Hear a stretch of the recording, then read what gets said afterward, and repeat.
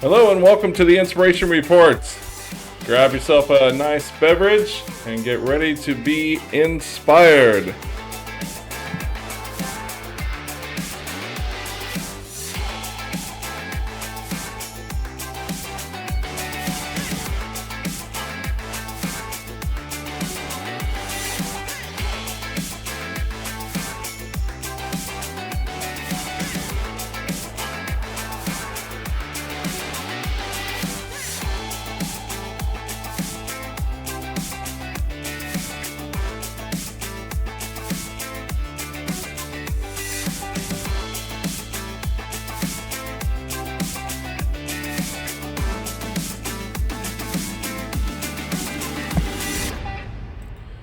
Once again, welcome to the Inspiration Report. We are here to inspire you. It's some great thinking. Good morning and welcome. What's up, Sean Brown?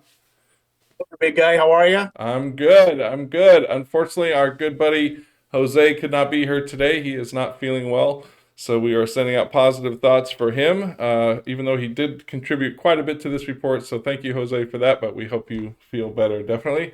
And we're going to have to take the place of him on the chat. But I promise we will make it as seamless as possible.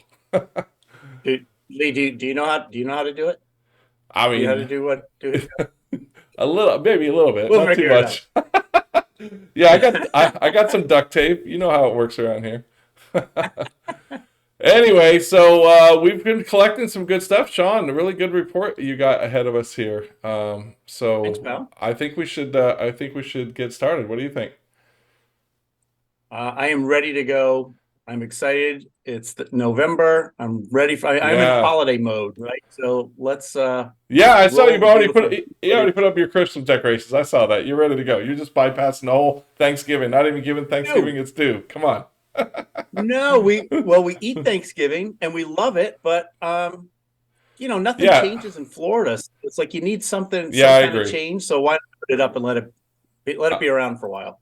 I agree. Thank you for that. We're going to welcome some of our VIPs. Looks like we've got Juliet in the house. We've got Liz in the house. Awesome. Janice, good to see you.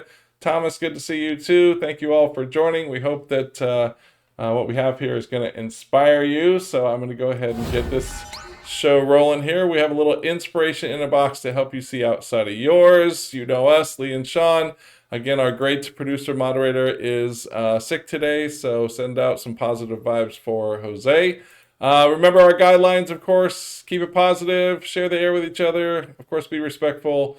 We want you to build in yes and if you see something that inspires you, and of course, we want you to pay it forward. Sean and I will attempt to put the Linktree link in the chat so you can have all the individual articles, and then we will go from there. All right, I'm going to go ahead and roll this, literally. And here we We're are, rolling. Sean. Yeah, really good stuff. So, our first thing up is structural materials have not changed from reinforced concrete that was introduced in the 19th century. Now, a new mineral composite system from a Florida company offers a new alternative. So, Renco USA is manufacturing a patented material composite fiber reinforced, they call it MCFR, building system that uses blocks that interlock like Lego bricks. So like art inspires technology, technology inspires art kind of thing, or is it vice versa? Whatever John Lasseter said. It's the Lego bricks to create anything from structural walls to floors and roofs. The materials, which are a combination of recycled glass, fibers, resin, and naturally occurring calcium compounds, are manufactured in Renco's Jupiter, Florida manufacturing facility, and it uses a process similar to injection molding. So there's no heavy cutting, no welding or masonry work is needed, and so trade contractors installing mechanical, electrical, and plumbing equipment can use the same method as conventional concrete or steel construction to hang the conduit and install ducts and piping.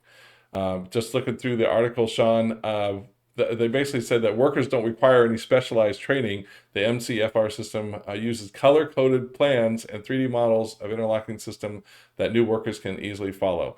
And also, if your family's played Lego for your whole life, I'm sure that's a plus on the resume as well because you would be good like Totally. this.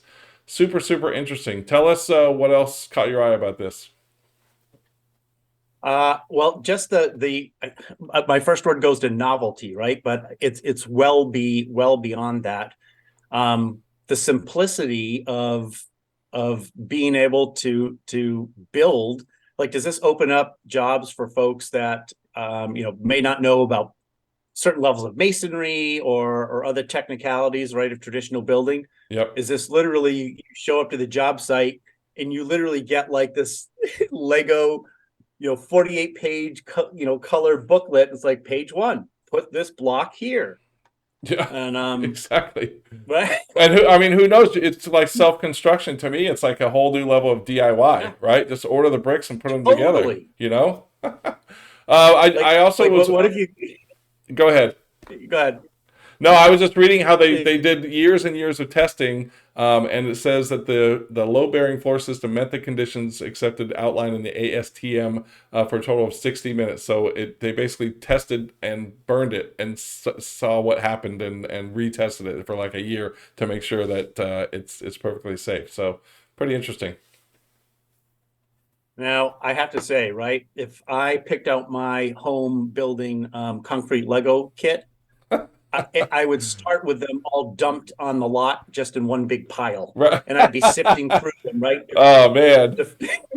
I need a two piece. Anybody have a two piece? Come on, man. I have to have the little, because I'm OCD, so I gotta have the little organizer that has those little, the little designations. People who pour them and dump them on the floor, like it totally like gets my OCD gene. But creativity What I is do. different for everybody. So Yes, it is. yeah, Yes, it is. really good stuff. Thank you for putting that one. I can't wait to have a report of somebody who actually had their house built of this stuff because it looks really super cool. All Yeah, right, speaking of super cool. cool, tell us a little bit about this, and I've got a video for you too. Let's see. Oh yeah, like so I love the visual that we're going to show with the video, but this is if we understood correct, it's a historic moment for MoMA in New York, right? Museum of Modern Art, Yep. because they purchased what is literally an AI driven, continuously changing and morphing piece of artwork. So this artist, he has a 3-part series. It's called Unsupervised, and he uses artificial intelligence to reinterpret and reimagine more than 200 years of art at MoMA. So it's this Wow. machine learning model and technology, and it's just constantly processing 200 years of artwork that's there. Um, Amazing. I and bet I it do give her a requires a lot of heck of a credit. computer too. Like it looks like I need a lot of resources just to run my app in the backdrop of my DJ show. You know what I'm saying? Which is fractals. It takes Yes, a lot of processing power just for fractals. So this is like fractals times 1,000 kind of thing. I can't imagine what it is. One thing just before you show the video, it's cool. He also props for being the PR guy. Hmm. He also ran it on the Sphere in Las Vegas, crowning it as the world's largest AI artwork. So well done, Mr. Public Relations artist guy. Amazing. All right, here we go. Let's check it out. Right?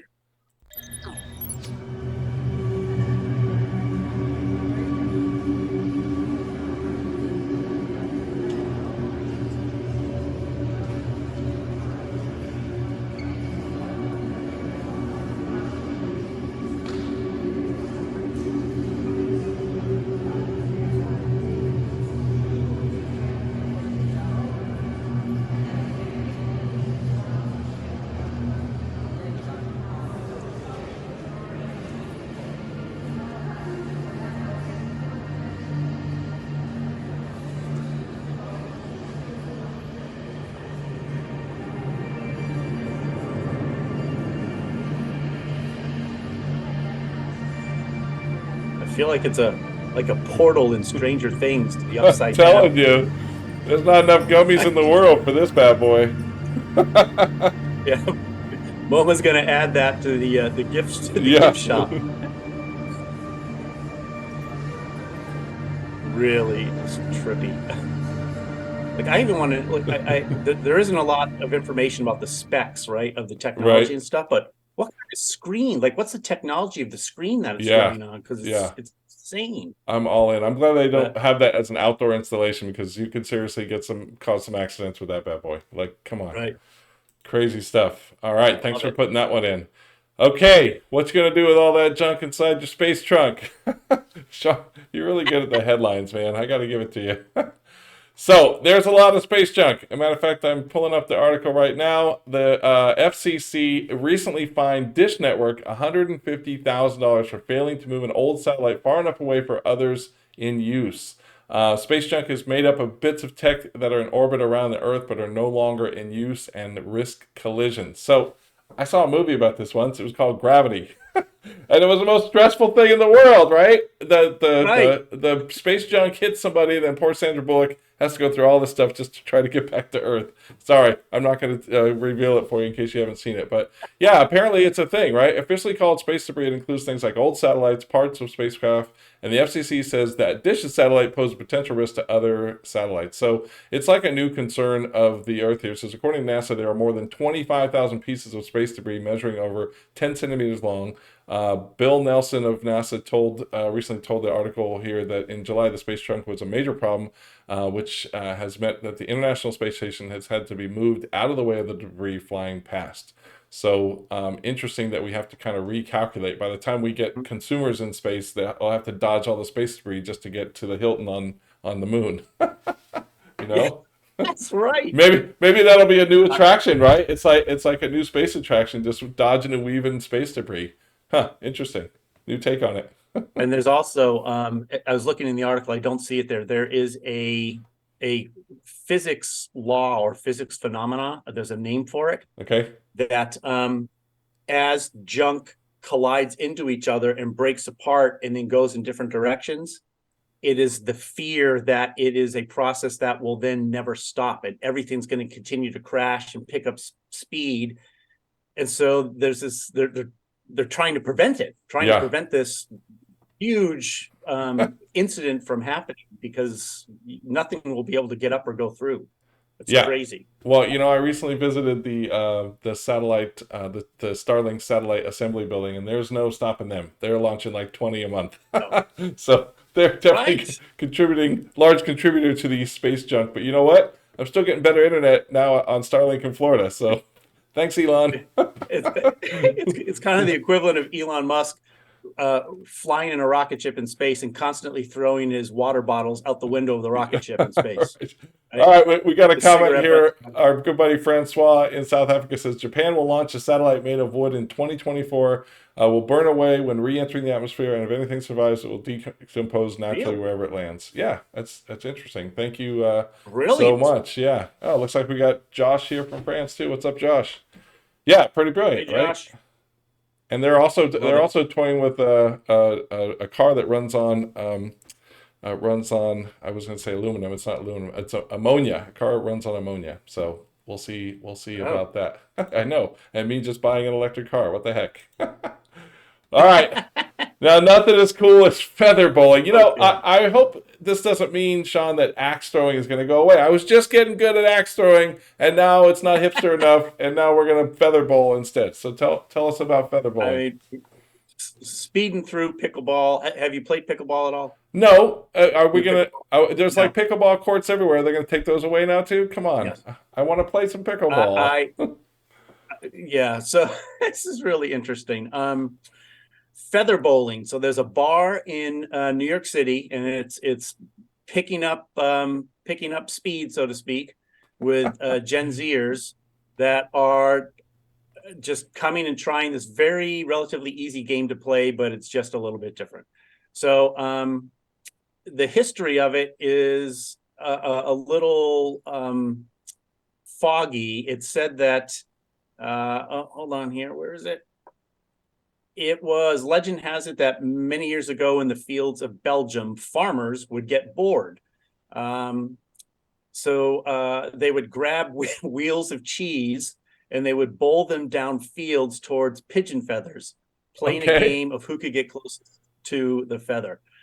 The game remains extremely obscure, not only in the US, but in its alleged home country too. In fact, just one bar in Detroit where enough Belgians settled years ago that they even had their own neighborhood watering hole has kept the flame alive in the 50 states. who knew? But literally you get this puck Uh huh. and kind of like a combination of bowling, uh, Shuffleboard a little lawn bit. darts, Yep. shuffleboard. you roll it towards this feather and try to get as close as you can to the feather. I don't know, Whew. I don't know. right? You don't know if this one's going to stick, huh? Not sure. Yep. I Sounds mean, fun. I'm it not going to sounds pull a it's hamstring at 52 playing it, right? it sounds interesting. I'll give it a whirl. And again, put it side by side with cornhole and axe throwing, and you got yourself a diverse gameplay there. I don't know how you can Right. make this one a tailgate party because it seems pretty specific, but I'm sure somebody will Right. use their innovative skills to do such a thing. So, really great. You all can say that you heard it here first. Feather bowling, when it becomes a big thing, you say, "Hey, the inspiration report told me about that a long time ago." So Right. it's funny I say that, Sean, because Josh, who's on the line right now, Josh and I got totally excited because basically we broke when we did this back at Disney back in the late 2000s. We broke Gangnam Style like to the company, and we thought we were like Yes. the coolest Yes. trendsetters because we reported out Gangnam Style, and no one had even heard of Gangnam Style at that moment. So you're welcome. Oh my gosh. Okay, Hilarious. here we go. I X-rayed my Lego people. This is super, super cool. Really Yeah. inspiring. The Lego Foundation has announced it will donate 600 Lego MRI scanners to hospital worldwide to help children cope with the uncertainty of having a magnetic resonance imaging scan (MRI). What started at 2015 as a passion project for a Lego employee, Eric Underland. He and the university, excuse me, Odense University Hospital in Denmark is now being scaled and pivoted with new training material for hospital staff. The team developed these sets as a way to help children navigate through the often daunting and intimidating process of having an MRI scan, and they're designed to help children better collaborate with clinicians and understand what the large and complex MRI machines are all about. The scanner is developed with child-centered focus and learning through a play approach, which strengthens children's skill development. And the model is designed around the child's MRI treatment and is a means for clinicians to facilitate both role play and dialogue so the child feels safe. Super, super cool. I'm certified in the Playmobil version of like Lego Serious Play, but just using modeling and kind of having people picture it by using a little model, it's amazing the psychological difference that it has. So kudos to them. Yes. It says because play But Lee, facilitates a safe and comfortable training space for real life events and consequences, it is a powerful way for children to develop their social and emotional skills. Super cool. Go ahead. the other thing that I love about this outside of what was created was simply the fact that it sounds like Lego as a culture supports passion projects and just individual exploration. Because Yeah. like you're just talking about, the power of play to help children. Well, play in a way with adults at Lego landed on creating this thing, which is super unique and is super purposeful. And Yeah. I don't believe, you may know, but it was probably like 10 years or so ago, right? Google was all hot because they were saying, well, 20% of every employee's time can go to exploring new Yeah. things. But I don't know that they do that anymore. But man, I wish Yeah. I Passion wish that projects. this would come back as an opportunity, right? Yeah, It it makes just a makes big sense. difference. Not only does it make the employee happy about working on something that they're passionate about, but it could lead to some really great things, right? So consider that. I know we all don't have time in our day to day, but what are the passion projects you're working on, and what kind of support can you get for them? So super, super excellent. Again, I'm trained in the Playmobil version of kind of serious modeling and playing. We call it Pro Play, and I've used it like Yes. 3 times now. And watching, I love all my creative problem solving tools, but watching people have a visceral, surreal reaction to the models that they create, it's like mind blowing. I did a whole systems one for an operational group that like set up their entire system and how they touch the system and stuff like that. And just the results after realizing it from a three-dimensional perspective changed the world and made their whole operation more efficient. So there's a lot of power to So 3D modeling for sure. hey, going to the chat, Adventuring Academic talks about David Kelly, IDEO, the book Creative Confidence. I love that book. I am a huge fan of it. Yeah. Totally recommend everyone get it and read it. And that story specifically is funny. I use that story a lot about the gentleman from GE who designed the MRI for kids. Yeah. And then when he went and he saw a child crying and a father trying to console him, the gentleman went back and started studying museums and theming, and that led to creating the themed children's MRI experience because it was Yeah, no longer just function, it was also form. that's Yeah, awesome. great recommendation. I love that. Awesome, awesome. Okay, next up. This is all Oh you. gosh, disaster prep. Are you a disaster prepper? No, but I just recently went on a long drive and I drove through some North Carolina mountains where I might have seen a couple of these. Well, Possibly. you might have wanted to prep a little bit more. Yes. Yeah. Um, I am not a disaster prepper either. We, I you know, I have we a go through hurricane. I a have a hurricane hurricane. kit, right? I have the batteries. I change it Yes. out every 6 months. I've got the what do you call it? The lights. I've got a first aid kit in there. Don't have extra toilet Yep. paper or extra paper towels, but I got batteries.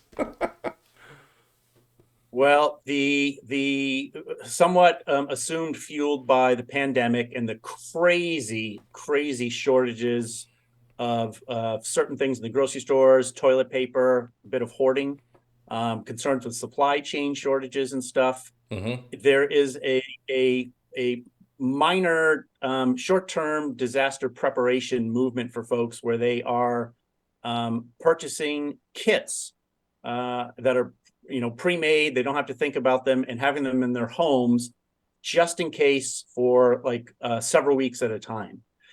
It is not the stocking of bunkers like the doomsday preppers, and I do Yeah. know one. I do have a friend Yeah. that is one of those, and it's unbelievable. Yeah. Um, but it said roughly a third of 2,000 adults surveyed in April by a financial services company called Finder. People spend an average of $149 on non-perishable food, medical supplies, water. It's up 20% from what they did in 2020. Wow. And there's as an example, a couple examples. Yeti, right? We know it for the Yep. cooler, and Yep. And the it's a cups. disaster if your Yeti. Yeah, if your Yeti runs out of beer, that's a disaster in my eyes. Um, but Yeti, they teamed up with an emergency prep company called Uncharted Supply for a $730 survival kit that includes a Mylar tent and water filtration system. And then there's Wow. other examples like this. All I say is that if you're So going to buy a package like this, Sean, please have it include a deck of cards and some dice in it. So if you're stuck somewhere, you can at least play cards or roll the dice. You know what I'm saying? Like, I think that's an absolutely right. essential piece of the thing. You know, how many times you've been someplace and like on a plane or something, like you got a deck of cards? No, you didn't bring a deck of cards. Come on, you should always carry a deck of cards. You can always make something out of that. And Lee, I think you will completely agree with this too. You and I would both highly recommend downloading at least one of our recorded shows so that you have something to Yeah. watch until the end of time, You right? post if you post the Yes. YouTube link, they can download all of them in advance. There you go. Brilliant. Yeah, Years thank of you. entertainment. Good one, Sean. Okay, so let's move on from the preppers and we will go to take our head in the clouds. So this is so cool. First of all, themed entertainment is, I've always been a fan. Worked at Disney for 32 years. Love what they do. I love the recent announcement that Love it. they're going to put a Haunted Mansion themed bar on the Disney Treasure. It's going to be really great. This is a new cocktail bar inspired by vintage luxury transportation during the golden age of travels between 1950s and 70s. It Love it. is by Pretty Decent Concepts. It's opening a new bar in downtown Phoenix, scheduled to open in late November, and designed in collaboration with Peter Bowden. Carry On Cocktail Bar is inspired by that luxury travel during the 1950s and 70s. So basically, guests will enter an intimate and as a 30-person private playing cabin with leather chairs, chrome accents, warm soft lighting. But don't look for bar stools because there's none. During the 90-minute time travel adventure, all 30 guests must board and depart as a group. And they will have unique menu items. They will have flight attendants. They will make it really, really unique. The Love it. windows hopefully will be those same holographic windows like they had in the Galactic Star Cruiser, RIP. And it should be really great, right? It's opening late November 2023, and I can't wait till the next time I go to Phoenix so I can check it out. And I don't know about you, Sean, but I love going to speakeasy kind of places. However, a couple of I Yes. went to one in Oregon. I was in Portland, and I went to one, and it was great. You had to figure out the code to get in, but once you got in there, the servers and the bartenders basically acted like normal people. Like they didn't put on a character or something Wow. like that. And I kind of expected them to be, I kind of expected the scene from Roger Rabbit when Jessica Rabbit comes out, kind of thing. That's sorry, Yes. that was my only Yes. like pop culture thing I was thinking of, and there was that it just wasn't like that. So I'm hoping these people really take the theme to the nth degree because the experiential type stuff is what keeps this stuff going. I think, my opinion. I love it. And in support of my love of Christmas, there's a great Christmas themed bar that pops up. The bar's called the Courtesy. It's on Orange Avenue. But starting in a couple of weeks, it turns into Miracle on Orange Avenue. And it seems to be like a franchise model that bars in other cities, it's Miracle on whatever street they're on. Yep. Oh, But right. the inside is all like kind of historic, Bing Crosby like Christmas. All the cocktails are Christmas themed, That's and it amazing. is such a great experience. Yeah, I love these experiences. I think they're Yeah. brilliant. Also, Sean, I got a really good recipe for both a peppermint martini and a gingerbread martini. So you're welcome for that. I'll send that to you. Gingerbread taken. It's Yep, it's love awesome, it. dude. You have to put a little gingerbread person like you sitting in a hot tub though. That's a pièce de resistance on that one, for sure. Okay. All right. Speaking about this ordinary restaurant, I have a video for this one too, Sean. When you're ready. This is I, it's really really unique, right? There's not a lot to say about it except a restaurant by famous Danish chef known Okay. for her passion in discovering new ocean ingredients and her commitment to sustainability. It will exist in the center of a salmon eye.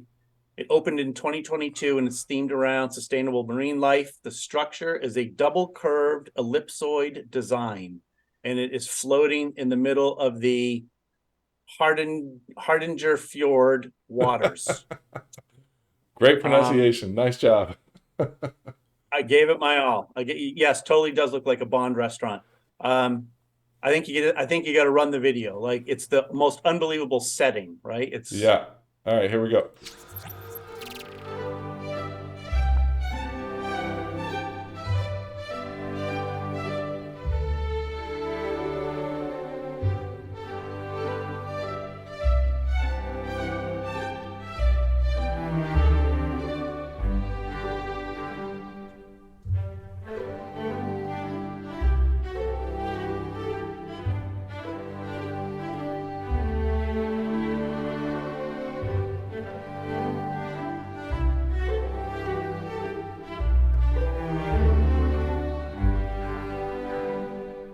that's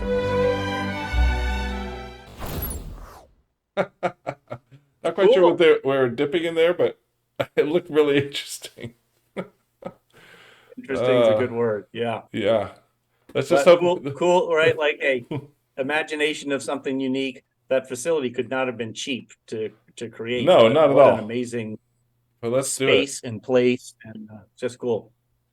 Add that one to the bucket list, or to the orb list, or whatever Added. list it is. There we go. Okay, Yep. Sean, I love that you Oh, put this in here. I know this is crazy. So whether or not whatever your stance is on Swifties or Taylor Swift or Travis Kelsey, whatever, this is just a mind blowing phenomenon. Like if you look back, this article is great because it looks back at really what the record breaking stuff of the Eros tour was and what it caused for the economy and how many people it took along with it with the economy. It was just like crazy, crazy, crazy.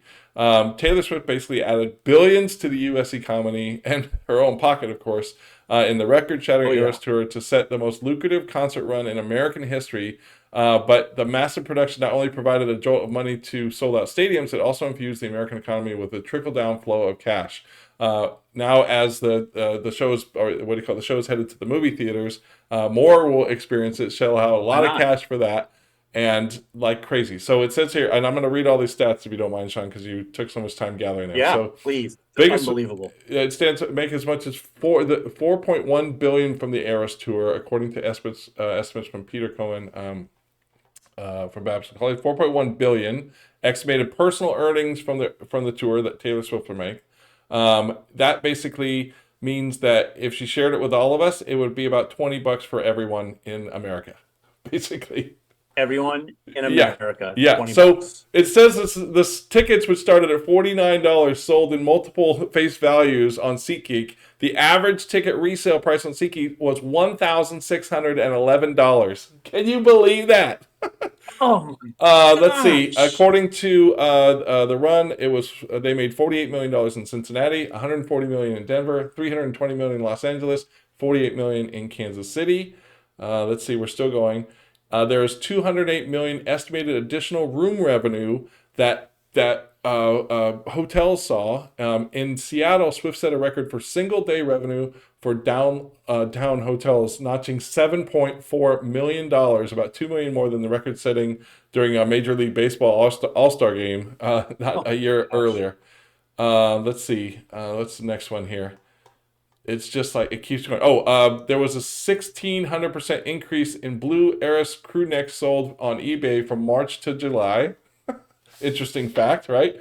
So this one is a $1,279 average amount each Eras Tour attendee spent. Tickets for $400, food and drink for $100, travel and lodging $400, merchandise $150, and outfits $230. $1,600, Sean. Did you take your daughters to this? Because you probably had to get out a small loan for this No. bad boy. They went on their own though, I bet. Yes, and here's a couple, right? So we're talking these significant, big numbers for industry or cities, individuals, right? So there's a story here, a woman on Etsy who started making bracelets with her mom when the tour began. They got orders for 1,500 bracelets in a single day as fans prepared for My the Los gosh. Angeles show. They made Yeah. $15,000 selling bracelets on Etsy. Right place at the right One of the time. most Right. Tour merchandise was hard to nab. One of the most popular items was a $65 blue crew neck with the Eras Yeah. Tour logo. It was a 1,600% increase in blue Eras crew necks sold on eBay. Yeah. And this Like does it's here just going and a going. 1,000% increase in demand for hourly workers within a half mile of any Swift shows. Let's see, 3,300 jobs, enough to staff every bookstore and newsstand in Los Angeles. Let's see, 55 million in bonuses to Eras Tour workers, including dancers, sound technicians, and caterers. 140% Love that. increase in ticket sales at Nico Cat Cafe in Bellingham, Washington. I don't know what the because they had $50,000 worth of Swift themed cupcakes there. Like it's just 37 million in tickets sold for the Eras Tour concert film in the first day of pre-sales at AMC already. Like, dude, this is like a crazy amount of stuff, just nuts. So thank you for that report out. It is, yeah. The Like econ- this is a study, like just ongoing, right? yeah, It's like a phenomenon, and I unbelievable. wonder if we'll Speechless. see it in another one like this in a lifetime. I don't think we will. This is not unless she has another one, and then we'll probably see it all over again. Crazy. I mean, what is she, I'm also fascinated to see what does she do after she finishes the tour and she puts $4.1 billion in her bank account. Like, do you keep doing this? Does she become a Right. philanthropist? Does she Uh, become president? I bet she could run for president and get elected. yeah. Right? Yeah. Anyway, All right. Tell it us would make Pledge of Allegiance a lot more interesting to sing in the morning. She'd rewrite it. tell us about people that are happier in their walkable neighborhoods. Still sweating a little. I get caught up from all that Swifty reporting. Um, Crazy. So a company focused in Phoenix, Arizona, it's called Cul-de-sac. They are building on a 17-acre site. Ironically, it once contained a car body shop with some large derelict buildings. They're creating a community experiment where no cars are allowed. The homes and apartments that you purchase do not have garages.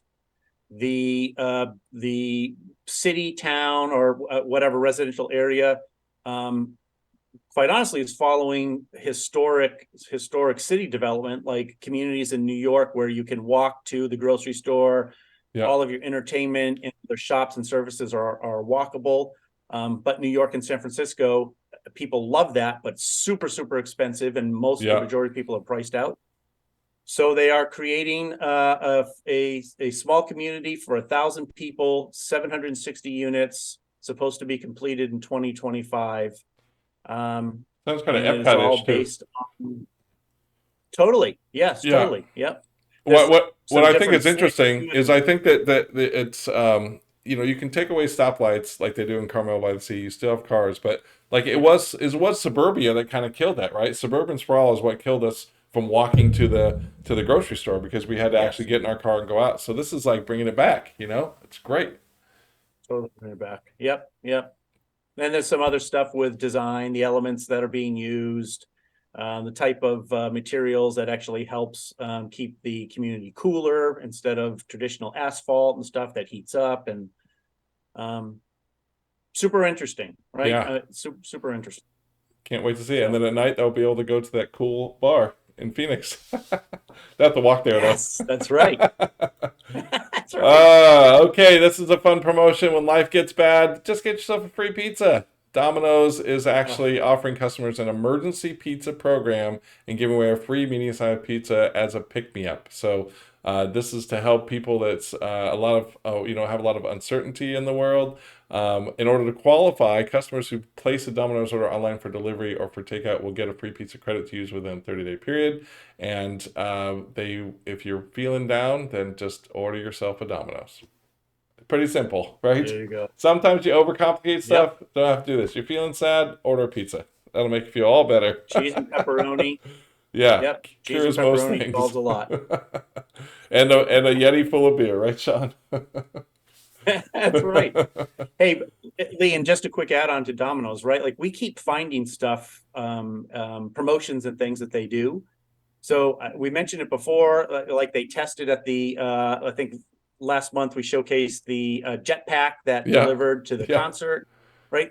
Like Domino's continues to do really unique things to stay top of mind. And yeah, I appreciate that and applaud them for the effort, right? yeah.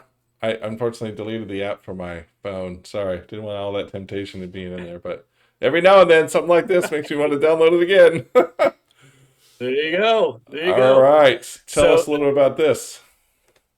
this one comes a little explanation, just a couple of points of information, but the biggest thing is going to be watching the video here. But just really, really unique artist that has painted. Was it lenticicles? What's that word? Lenticular. There you go. Lenticular. Don't hurt yourself. Take a gummy. Right. So he's painting essentially lenticulars, right? Which is showcasing the aging process for humans. And so as you walk by his painting, you see the imagery change from young to old. The artist was inspired. He inspired as a kid with flip cards, and he wanted to try and mimic it on oil paintings. He uses a piping bag intended for decorating cakes, and he creates vertical ridges to which then he paints separately on both sides of it. That is a ton of work, but Gosh, yeah, unbelievable, really right? So, painstaking. yep, You yep. want to check it out? Yeah, show the All right. video. Yeah.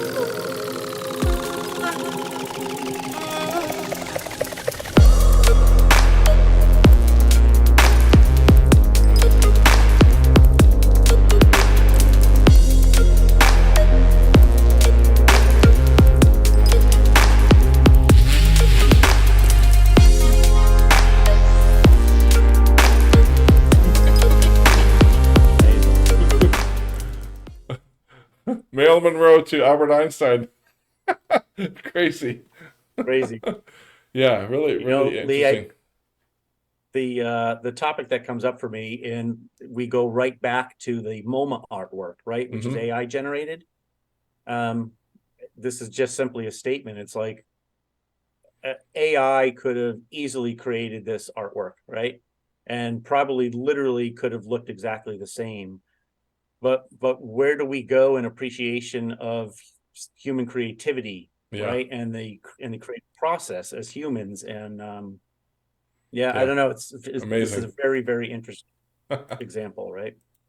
All right, uplifting features to transportation technology. Lyft is introducing a new feature that lets women and non-binary riders choose a preference to match with drivers of the same gender.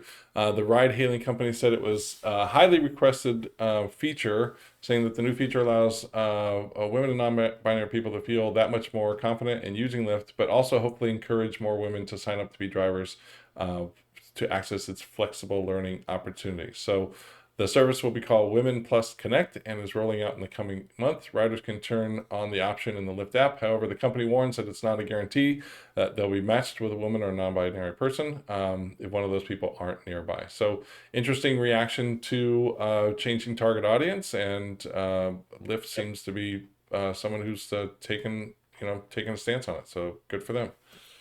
Really, really great. Yep, I agree. And as a certainly a dad with daughters too, I think any option that can be deployed for options, right, for your own Yeah. safety, why not offer it? And even really short story, but my wife had Uber locally around home, I think from a car repair, and her ride was fine, but when she got to the destination, the door was locked.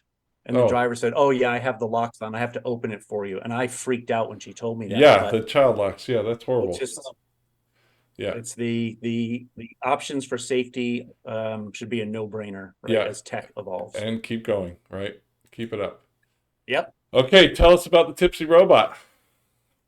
Yeah. Speaking of safety and drinking.